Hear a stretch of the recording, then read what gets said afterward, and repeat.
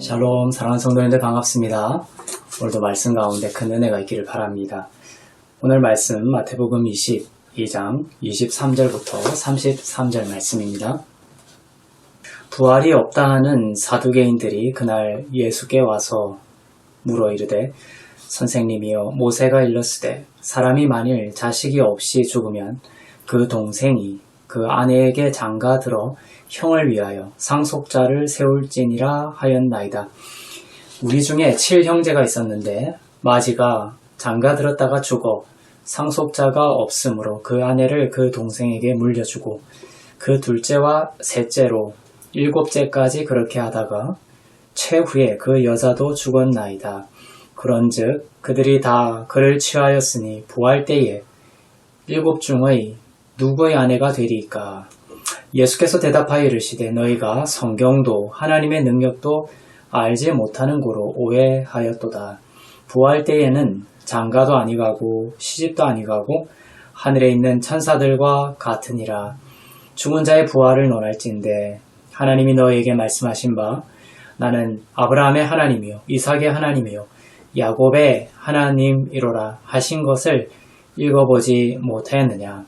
하나님은 죽은 자의 하나님이 아니요 살아있는 자의 하나님이시니라 하시니 무리가 듣고 그의 가르침에 놀라더라.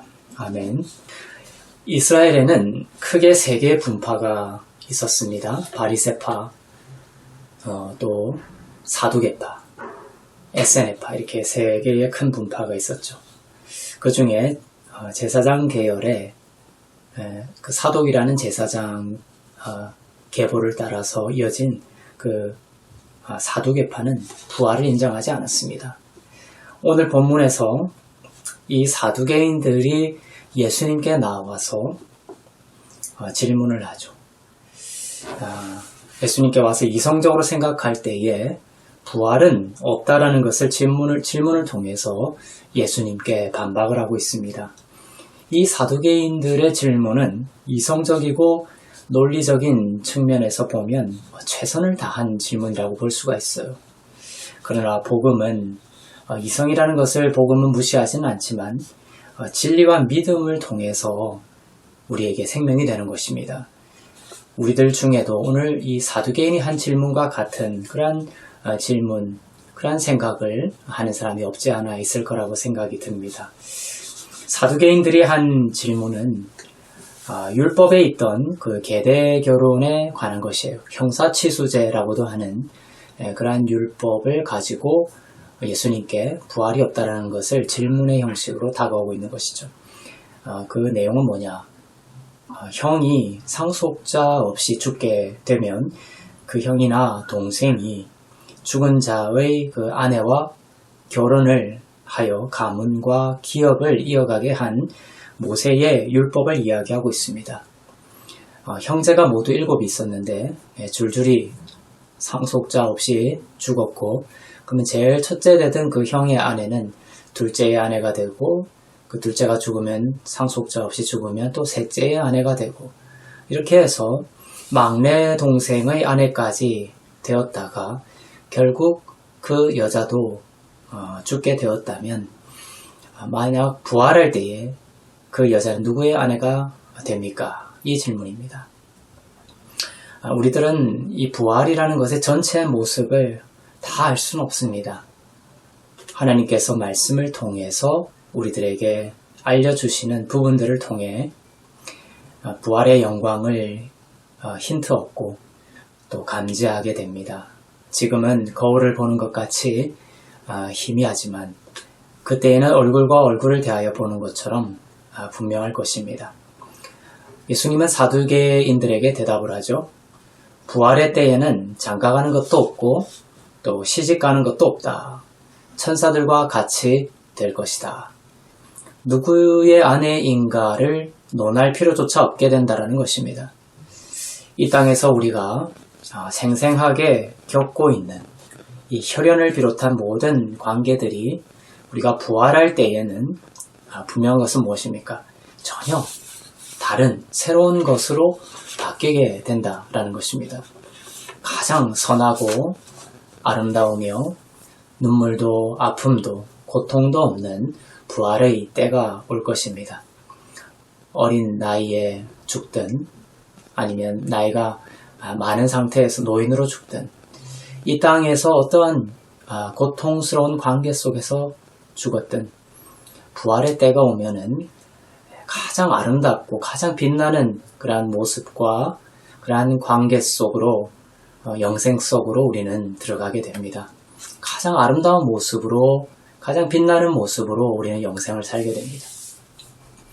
지난주일 설교에서 18년 동안 꼬부라진 여인의 이야기를 했죠. 그 여인이 꼬부라져서 땅만 보며 살았습니다. 그러다가 예수님을 통해서 치유를 받고 영생을 얻어 이제 그 여인은 땅이 아닌 하늘을 보며 사는 부활의 삶을 살게 된 것이죠.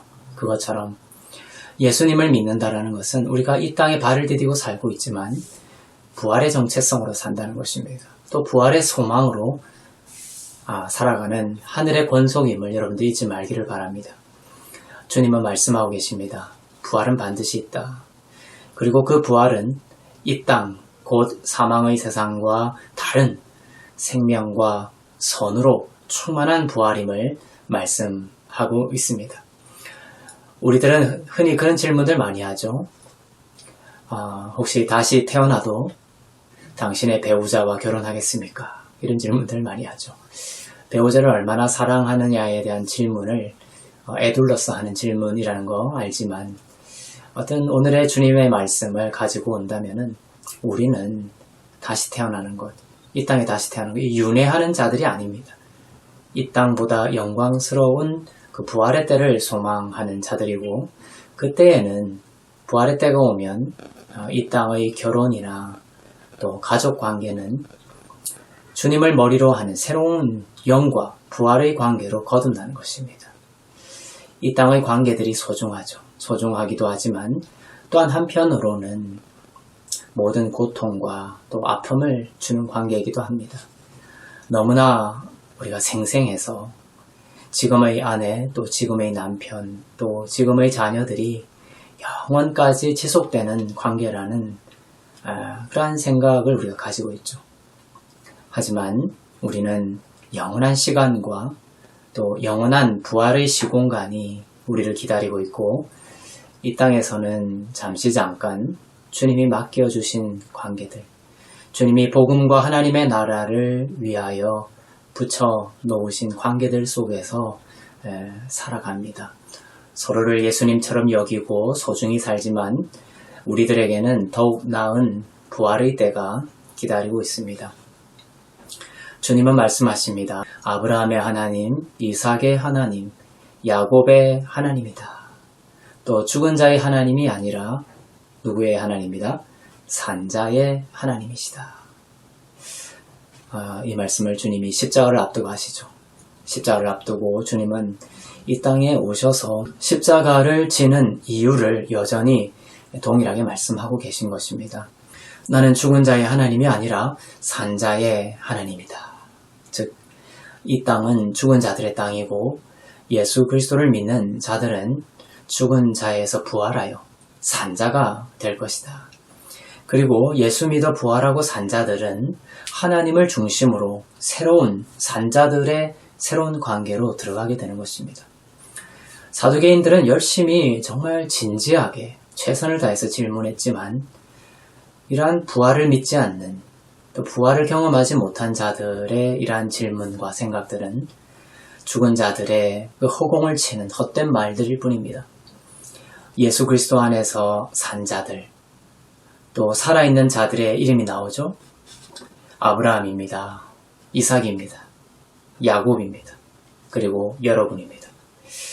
여러분이 예수님을 믿으면 부활하고 하나님은 여러분의 하나님이 되시면서 여러분은 아브라함과 이삭과 야곱과 모든 부활한 자들로 이루어진 우주적인 가족, 교회, Universal Family Church, 그 관계로, 새로운 관계로 여러분들이 들어가는 것입니다. 나사로가 아브라함의 품에 있었듯이 말입니다.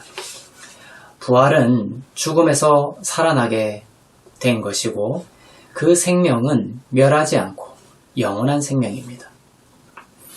우리는 몸의 부활을 기다리고 있고 그 때가 되면 부활의 모든 측면들이 생생해질 것입니다. 그러나 성경은 또한 우리가 거듭날 때 우리는 영생을 얻었고 거듭날 때 이미 우리는 부활한 자가 되었음을 선포합니다. 성도들은 일종의 중간기를 살아가고 있는 것이죠. 부활한 자로서 부활을 기다리는 자입니다. 몸의 부활을 기다리는 자들이죠. 부활한 자이기 때문에 성도들은 이 땅에 비록 살지만 그 모든 관계들 속에 살지만 이 땅의 힘의 원리와 이 땅의 관계 속에 부대끼며 살아가는 자들이 아니라 구름 위를 걷듯 자유하고 또한 치유와 회복을 경험하며 흘려보내는 천국의 삶을 시작한 것입니다. 여러분의 하나님은 산자의 하나님이십니다. 여러분은 산자이고 또한 살아있는 자입니다. 만일 오늘 고통과 아픔과 무거운 짐이 여러분을 짓누르고 있다면 여러분이 이 땅에 갇힌 자가 아니라 그리스도 안에서 부활한 자임을 다시 기억할 수 있기를 바랍니다. 죄까지도 상관없는 자가 된 것입니다. 용서하지 못한 것이 있다면 조금 더 용서할 수 있고 또 관대하지 못한 것이 있었다면 조금 더 용납할 수 있고 고통과 염려가 있다면 부활을 기억하며 주님께 던져버릴 수 있는 그런 하루가 되기를 바랍니다. 눈에 보이는 것보다 보이지 않는 부활이 믿음 안에서 여러분의 믿음 안에서 더 생생해지고 누구도 정죄하지 못하는 참된 구원 안에 안식하며 여러분이 바다 끝에 홀로 거할지라도 세상과 사람들의 폭풍 속에 있을지라도 큰 평안과 또한 생명의 빛으로 여러분이 굳건할 수 있도록 하나님께서 오늘도 여러분을 축복하시기를 역사하시기를 기도합니다. 기도하겠습니다. 사랑의 하나님, 부활의 소망으로 살게 하여 주시옵소서.